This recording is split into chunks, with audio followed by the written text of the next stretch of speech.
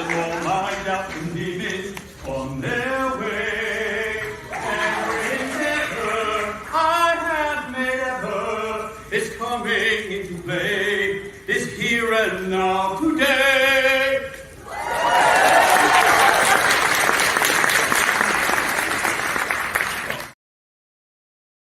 Welcome, welcome, folks, and this is your amazing moment to shine. I want to give you a ring of the victory bell for being here and being amazing. And you know who else is also amazing? My next guest. I want you to introduce you to Daniel Aaron, or let me say, Reverend Daniel Aaron. He's a vibrant life coach, inspirational best-selling author, and transformational entertainer. He hosts the Art of Vibrant Living show and is the founder of your Masterpiece Life Training. He empowers clients to create freedom, love, and power. Drawing from 29 years of impactful coaching and teaching and his own profound spiritual awakening, Daniel's unique approach unlocks the supreme potential within, guiding people to embody their most vibrant selves, as well as exponentially increase their income, their influence, and their impact. So without any further delay, let me welcome the one, the only, the person that is super smart, super talented, who walked to school uphill both ways in the snow, barefoot, the one, the only, Reverend Daniel.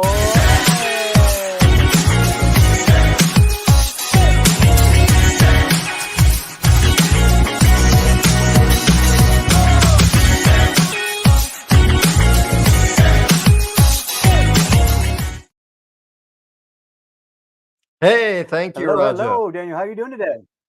I feel fantastic. Welcome back. How are you feeling today? I'm feeling great. Thank you. Fantastic. And if anybody else is watching on the live, you want to feel fantastic too, click that link down below so that way you can connect and leave comments during the live. So let's just dive right in. I got a couple questions for you that I know you're going to be able to answer with stupendous, eloquent prose here. What is the dark night of the soul?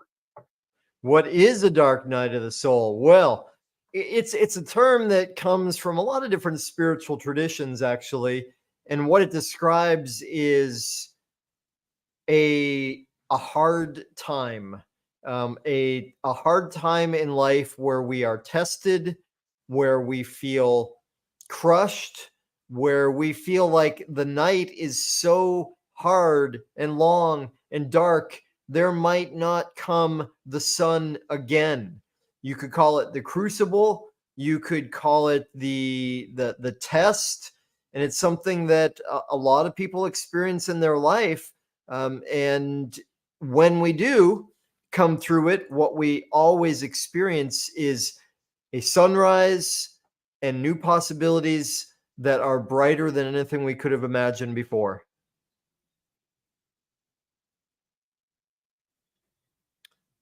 I'm not hearing you, Raja.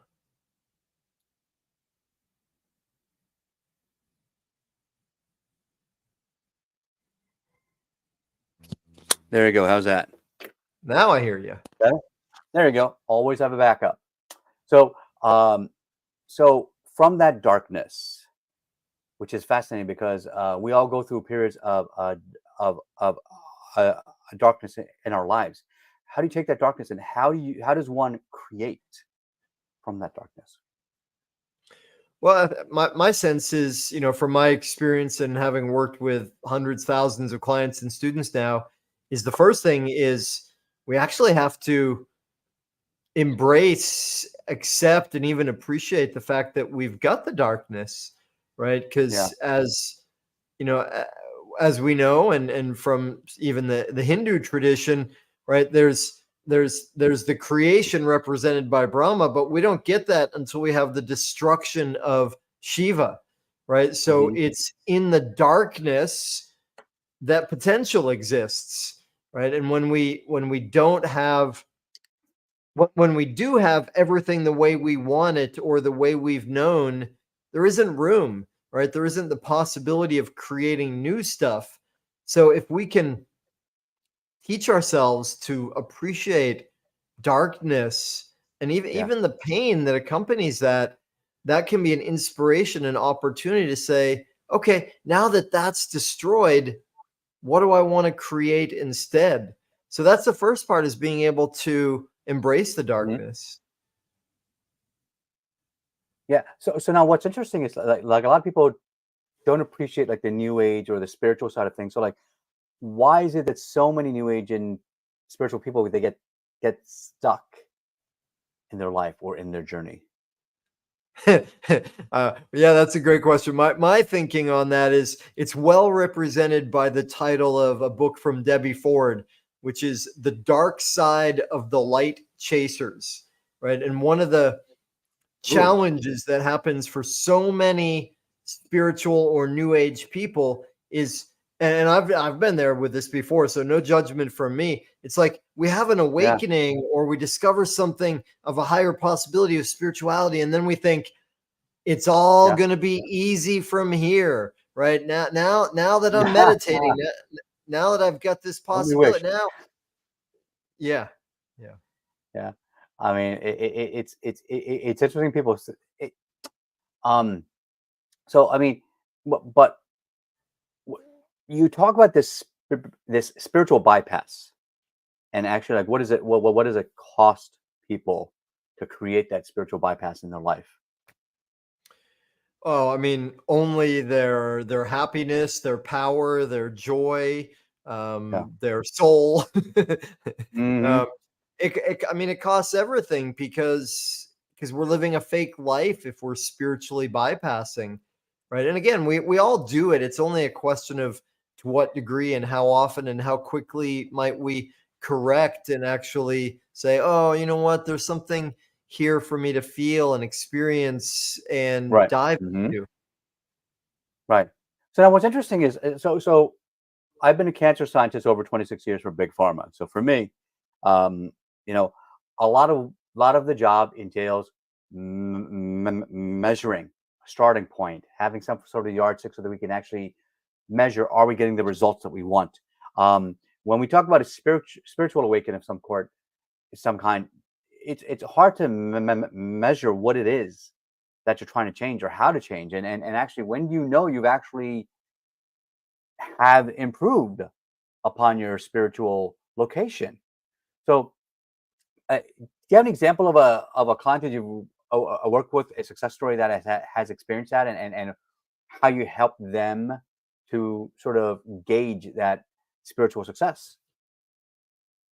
Sure, yeah, lots. First, Hmm. though, let me say this. I completely agree with you. That's one of the big challenges in the spiritual world Yeah. is it's hard to measure when it comes to physical health. A lot easier to measure, right? Step on a scale. That's one way. When it comes Yep. to wealth, right? You can look at your net worth or your bank account Hmm. or whatever. Spirituality, though, how do we measure it? So when I was writing the book, I wrote a book on spiritual leadership. That was one of the things I dove into, which is how do we measure it? And I came up with two Yeah. metrics. Is it okay if I share Ah, those here? please do. Yeah, I can't wait. Yeah. Good. So one is our comfort with ourself or one's comfort in their own skin, right? That is Hmm. a measure of our spiritual progress. The other is how much good do we offer in the world? How much are we helping? How much are we doing? Right. So Hmm. I'll take that into an example, but let me pause there and see if there's anything you want to say about that. I think it's fascinating because I think that so when I teach karate, we talk about what is the difference between self-esteem versus self-confidence. I think for a lot of us, we show the veneer of confidence out there, the workplace, with our family, with our friends, or in the community, or on social media. But yet, that sense of self-esteem may still be lacking. And I remember my first TEDx talk was about that, where I talked about loneliness in a social media society, and talking about how there's so many people in the world who now, due to social media and because of this increased stress and anxiety, increased depression due to social media, their self-esteem has been chipped away because they're comparing themselves to something else.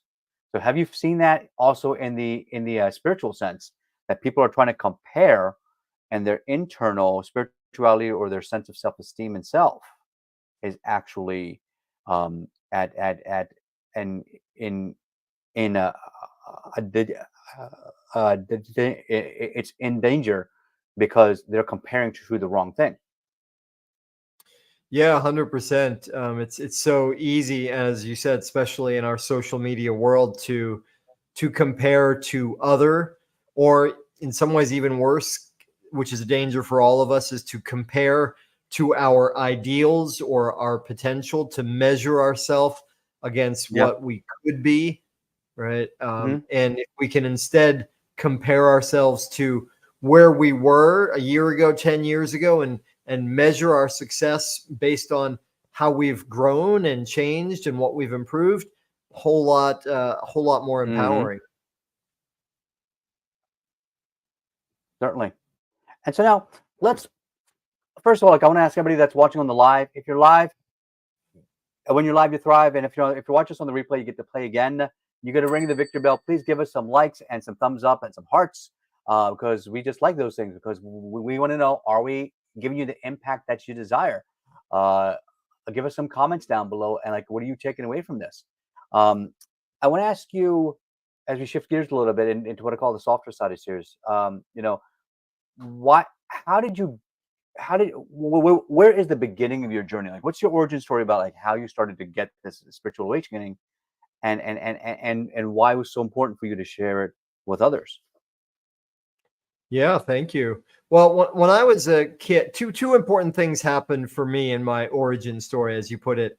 One Mm-hmm. is when I was about 4 years old, I was in the front yard of my family home outside of Portland, Maine. I'm in the front yard, back in the house. My family's doing what they usually do, which was yelling and screaming and throwing stuff at each other.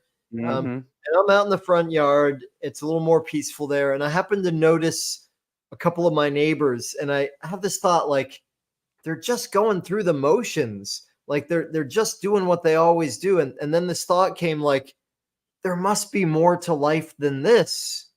And I Yeah. forgot about that. I let it go because for me, childhood was a full-time job. I was fat, I was shy, I was depressed. Nonetheless, I made it through. And then in my mid 20s, everything changed for me. Um, because even though I grew up really like opposed to religion, didn't believe Yeah. in it, didn't make sense, and I didn't know there was Hmm. something called spirituality at that point. Nonetheless, I had this experience where God, which is not a word I could have used at that point in my life, God reached down, grabbed me by the hair, Hmm. lifted me up, and said, dude, there's a lot more to the world than you've been seeing. Right? Gotcha. And Hmm. it was it was a wonderful, amazing, blissful experience where I experienced oneness and the outer reaches of human potential. But it was Hmm. also horrible because I didn't understand it. I didn't know how to speak about it, and I didn't know how to live what I'd experienced. Yet at the same time, my old life was like blown up in a moment. So eventually my feet came back down to the ground, and I realized Hmm. I need a new education. And Yeah. Hmm. that began my journey of personal and spiritual development. I got obsessed, and that was 29 years ago. I'm still obsessed with it. That's fantastic. I remember, like, I've been in the martial arts now for 40 years, and next should be 41 years in martial arts, and I love it. And I remember getting obsessed with it when I first found out about it and saw it. And you know, you'll laugh. I saw the movie Karate Kid, and that's what inspired me to change my life, because I said I had to stop the bullying. How can I do that? And that was where I got the idea. Yes, karate is a life-changing event Hmm. that I was looking for in my life. And along the way, I think I also found some inner peace, Hmm. because I think that once you get so good where it makes no sense to fight anymore, Hmm. nothing really bothers you. Hmm. And I think there's a lot of people out there, they feel like they don't have that control in their life, where they feel like they have to keep proving themselves daily. And it's a hard life to live, where instead, if you can find that inner peace through someone or something, it makes such a big difference in your life. Thank you, Lynn, for the hearts. I love it. And we got people watching on the live already, and commenting back there. So let's do one thing right now as we shift gears here to what I call the personal side of Sears. Tell me a little bit about, where did you grow up and how did you grow up? Oh, and also, I'm sorry, one thing I forgot to do too. I want to share with you also. Um, uh, Reverend Daniel has a free gift for all of you. So take a look at it down there and click on that. And, so Daniel, like, what are they going to get when they click on that link? Yeah, cool. Thank you.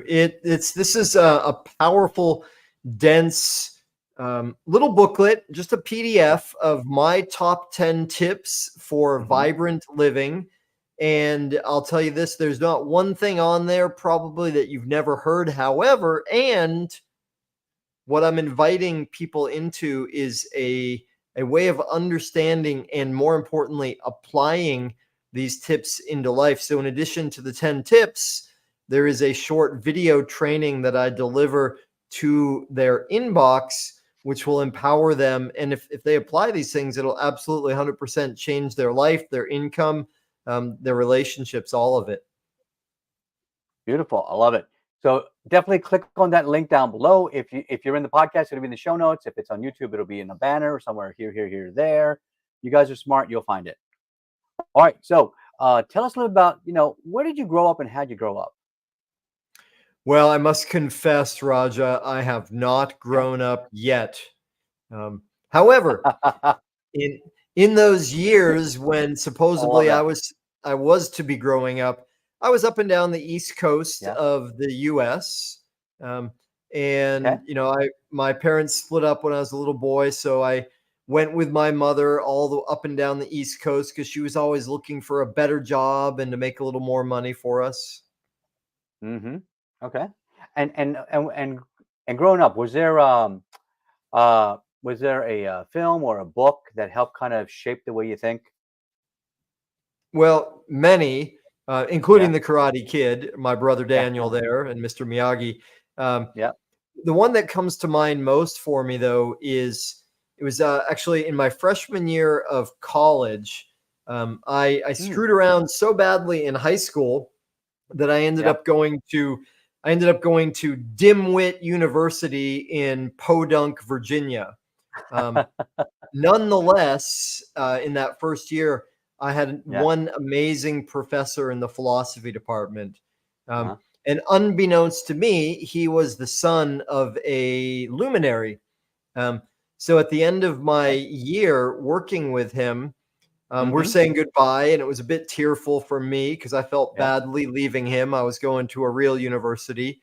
Right. He Mm-hmm. pulled me aside and he said, I think you should read something. My father, he's a famous guy, wrote all these books, and it's his father is Norman Vincent Peale, who is famous for the power of positive thinking. But what his son, Ah, cool. Dr. John S. Peale, said to me is, I think you should read his autobiography because you've got something in common with him. So I immediately took his advice. I went back for summer vacation and I read the book. And what I realized Mm-hmm. is his father, like me, was paralyzed by shyness in his early life. Yet, because he Mm-hmm. had a mission and a calling to serve people and make things better, Yeah. he overcame it. And that's what inspired him to overcome it. So that book and seeing that possibility was life changing for me. Beautiful. So the Power of Positive Thinking by John Vincent Peale. Very cool. I actually, that is not one of the books I've read yet. So I will definitely add that to my list. Um, I'm going through right now Dan Martell's book, Buy Back Your Time. Powerful book, really cool. Highly recommend that right now. And last week I was reading the Miracle Morning about how you capture your day by capturing your morning. And for me, when I was in training for world championships, I used to prepare my night first. So I think that capturing your day is really all about starting off with the night before. So for me, that's what worked and really kept me on track. Um, so what about what's a fun fact about you that maybe people don't know? Fun fact about me. Well, as you're speaking about martial arts, it reminds me when I was a kid, I got into judo. Um, Cool. and I was the slowest, worst judo player in Yeah. my whole dojo. I was still fat when I started into it, and I sweat like a pig, and it seemed like I could not learn any of the techniques. However, I'm luckily, I listened to my teachers and I'm persistent.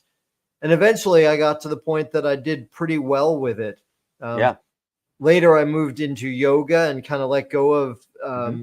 let go of martial arts, though it's Yeah. always been a big part of me. Yeah. I just posted up there like Jigoro Kano, who's the founder uh, of like modern judo. He used to say all the time, maximum effort or like maximum results with minimum effort. And it's a philosophy that like my teacher, when he was teaching us uh, jujitsu, would always talk about too. It's like, and he'd say it a different way. He'd say like minimum effort, maximum power. It's basically the same idea. And I remember thinking about that. Where did that come from? And this is the guy where it came from. So when you brought up judo, I knew where that was. Um, but yeah, like I love the martial arts, and as do many people out there. And then you got into yoga, which is fantastic. A lot of people don't understand the benefits of yoga. Go try it out. Like your body, you don't realize, especially as you start getting older, your flexibility is one of the first things to go. And as soon as you do that, everything else gets tightened up. It constricts your breathing. And when it starts doing that, guess what? It changes how your blood flows around your body. And when you have reduced blood flow, it starts complicating things even more. So that's why that flexibility would actually help extend your life. It's one of those ways that you can do to help influence a healthier lifestyle. Now, what about music? What's your favorite kind of music, man? I like good music. And I What about? like, honestly, I like almost every type of genre, though Yep. my absolute favorite is funk music. Oh yeah, really? Nice. Beautiful. When I think funk, I think jazz. I think like a Thelonious Monk or Coltrane. I think like that kind of, you mean like that kind of jazzy kind of sound? Well, that's great. I love Yeah. Monk and I love jazz. No, but by funk I mean something different. I mean the kind of music that when it plays, you just can't stop your hips from moving. Oh, that's right. And You got to some tap of your the, foot. You got to start moving your hip. I got you. I got you. Know what I mean? Okay, cool. okay. Now, last question for you before we shift over to our next segment here. Um, what is your favorite kind of food? Favorite kind of food. Yeah. Well, Hmm. the my two favorite foods are one, a fruit called durian, which is foreign to a lot of people. It's Oh wow. something that's more popular in Southeast Asia or tropical places, sometimes Hmm. called the stinky fruit or the spiky fruit. It's Is that jackfruit? phenomenal. Like they have in It's Vietnam? a little bit like jackfruit. Okay. So I Yeah. thought Dorian fruit. Wow. Okay. That I've never heard it called that before. Okay. So listen. Hang on one second. Yeah. So hello, Vietnam Palace.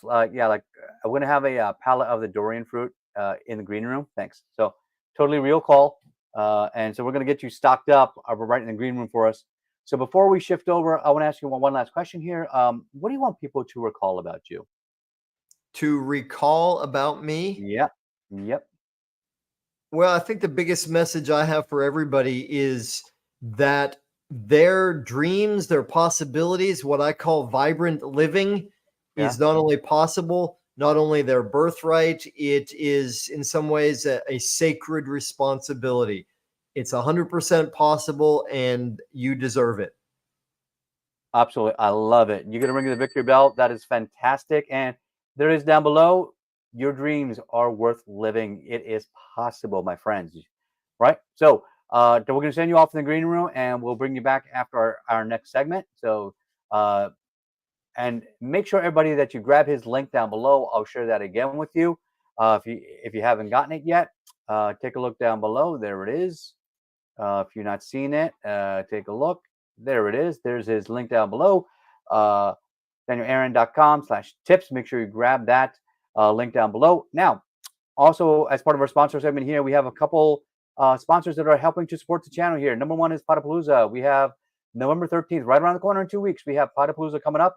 You're going to meet tons and tons of podcasters and guests. So, and if you want to get on many stages, that is an opportunity for you to become a VIP and get all the recordings and get on multiple stages at the same day. we decided to also open up our weekly mastermind for a one-time donation to charity. You get access for life. So make sure you grab that link. And the last thing I wanted to share you was talkadat.com. They are a fantastic way for you to get feedback for your event, your summit, your talk. I mean, I got 105 testimonials in under an hour after I gave my keynote speech at the Pfizer World Headquarters I just gave 2 weeks ago. So I definitely grab that and start using it. It's a fantastic tool. And folks, so if you want to also be visible in your niche, make sure that you also have a branding statement. Here's an example of what we can do for you. When you throw a rock into a lake, what happens? No, there's a splash. You make an impact, and then you get waves. And then you don't know where those waves are going. Those waves are going past around the reeds, and you don't know where that impact is. So all of you out there, when you're on stage, you don't know where your impact is going to end. It's never going to end.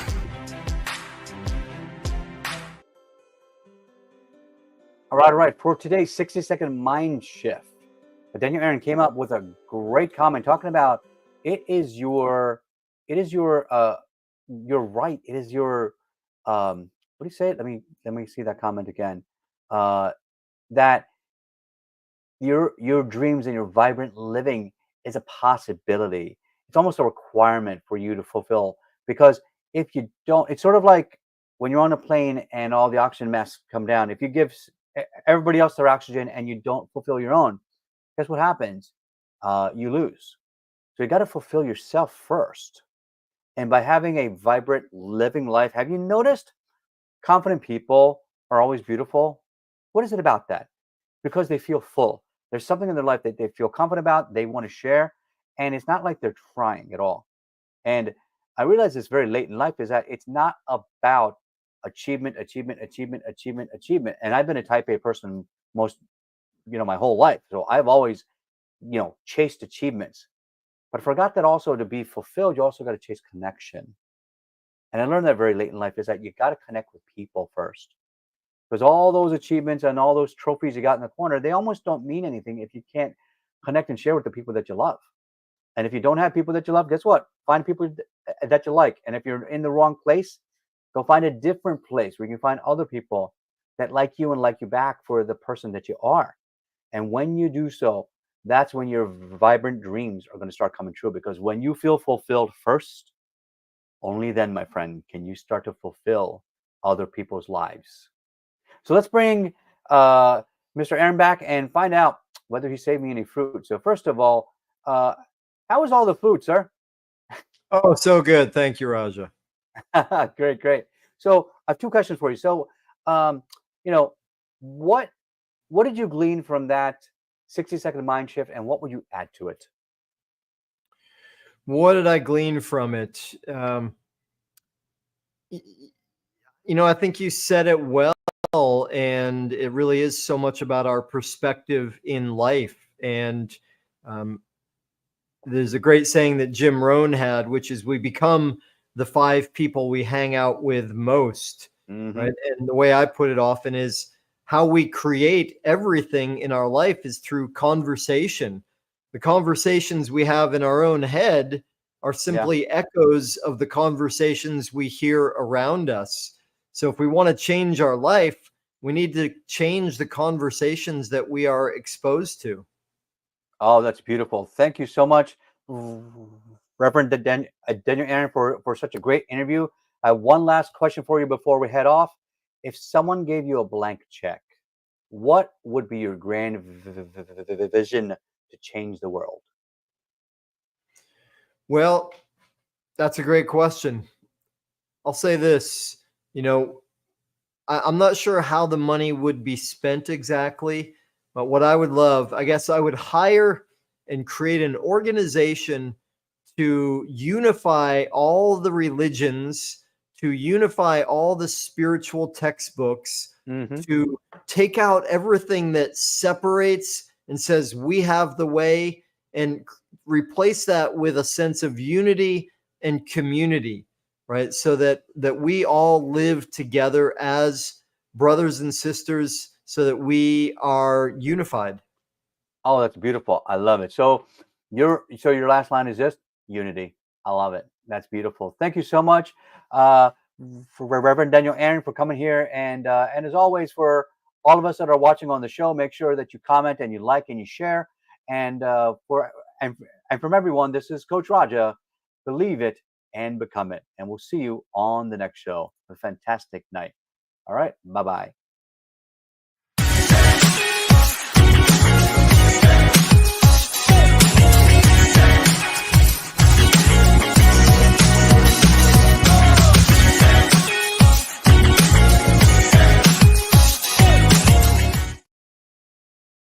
All right. Thank you, Lynn. Showing her love for the show today. So, folks, I want to ask you something here. So, before we head off here, just quick 3 questions for you. What was your favorite part of being on the show today? You're asking me that question? Yeah. Oh, well, it's a pleasure to be with you, Raja. You've got a big heart. You are a man of transformation, and you're doing a lot of good in the world. So I'm honored to be with you. Great. And like, what was your biggest takeaway from the mind shift training today? My biggest takeaway from the mind shift training today is the reminder that that we're all meant to be growing and to challenging ourselves and to be in the environments that are conducive to that. Beautiful. I love it. So, and you know, I would even add on to that. Think about that 1% Kaizen technique. You don't get success overnight. You don't get happiness overnight. It's just a constant journey.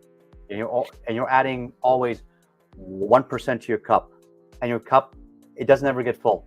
You just keep on adding 1% daily, because you're either growing or you're dying. That's it. So just keep on adding, keep on growing. And last question for you, based on your experience here today, scale of 1 to 10, how much would you recommend me to somebody else's stage? I'd be happy to recommend you, Raja. Beautiful. All right, folks, the podcast crew knows what to do from here, and we are all going to see you next time. All right, here we go.